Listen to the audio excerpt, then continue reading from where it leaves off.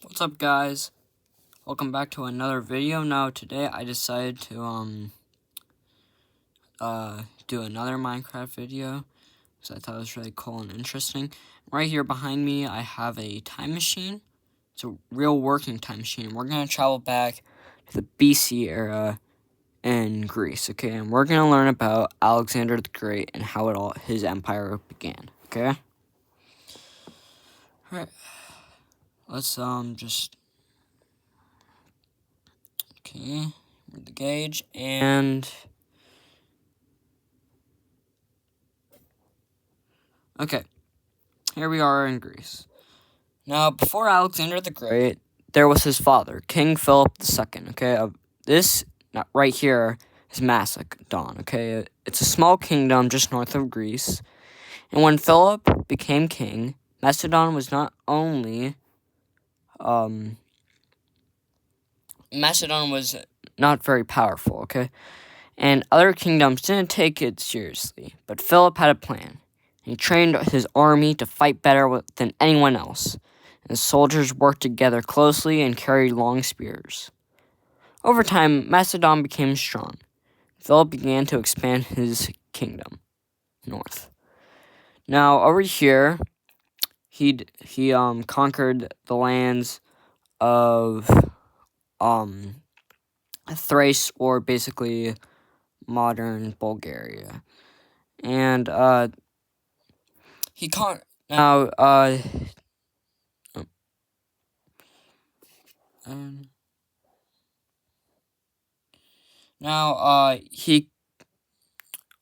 these lands were very important because they brought gold and resources and safety from the Persians. Now, the Persians, which are over here, were a group of people which it was basically a giant empire. It was basically all across the Middle East and into Central Asia, okay? Now, with this new land, Macedon became richer and stronger, okay? Now, next, Philip turned south toward Greece, okay? Now, Greece was made up of a bunch of city-states, and they were technically one kingdom once they, fought Persia sometimes or stopped them.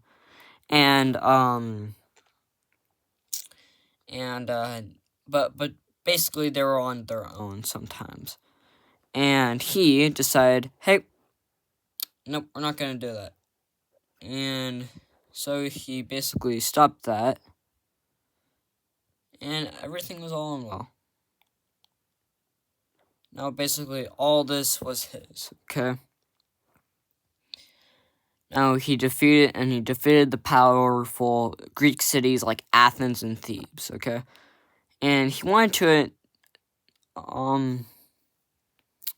now, he didn't want to destroy them. Instead, he, forced them to work together under Macedon, okay? So, basically, he was like, hey, guys, we're gonna all work together in this. Now, Philip planned his one final goal.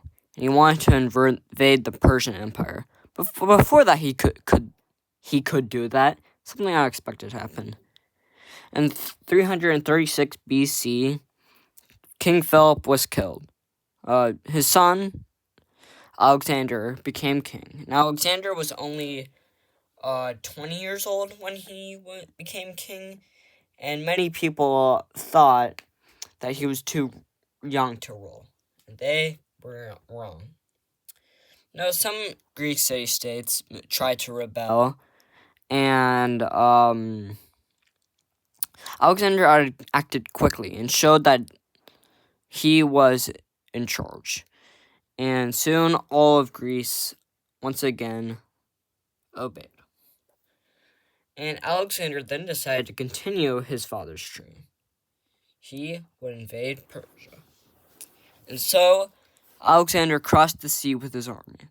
The first major battle happened at a place called Issus. even though Alexander had fewer soldiers, his army worked together better, okay? And the Persian king, Darius, ran away.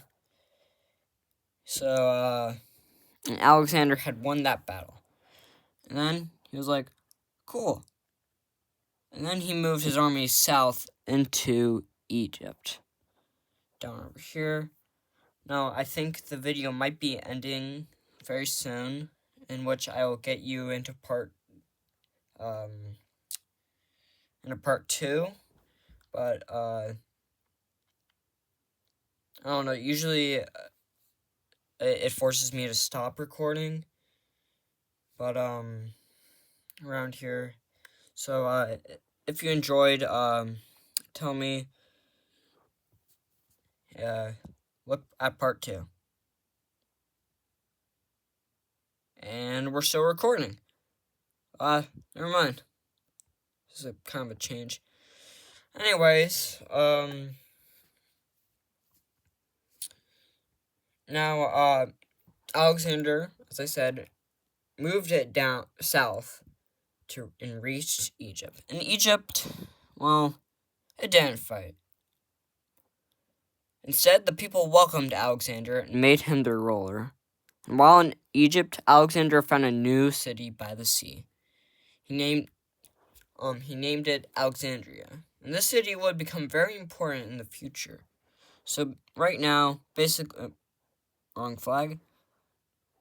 Right now, basically, all of Egypt was under Macedon's rule. Okay? And just hit my door. And so,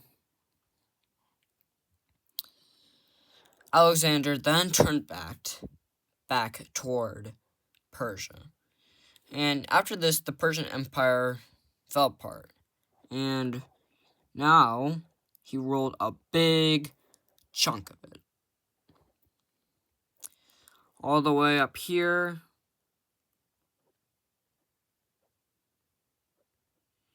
It's his. It's all his. Mine, mine, mine. So, yeah. It's pretty cool. And, Alexander now ruled all that land right there. And all this down here too. Basically, anything that I'm gonna connect right now is his right now. Okay? Except for this little spot right here. Okay? Now, Alexander, wasn't ready to stop, and he kept marching east. Now, Alexander had ruled an empire stretching across many lands, but Alexander didn't like staying in one place. He kept to exploring and conquering all of Asia. He marched into Central Asia, right here, far away from his Greek homelands. And here things became, well, harder, okay? There were no big cities to take, and people fought back again and again. It was all a nightmare. But Alexander stayed determined, but the journey was still tiring. And over time, Alexander began to change. He started wearing Persian clothes, and he used Persian leaders to help rule. And some of his soldiers felt confused. They had been following him for years and missed home. But still, Alexander marched on, eventually taking finally this part of the empire. And then he reached India. Now, this is important, okay? He reached India. And,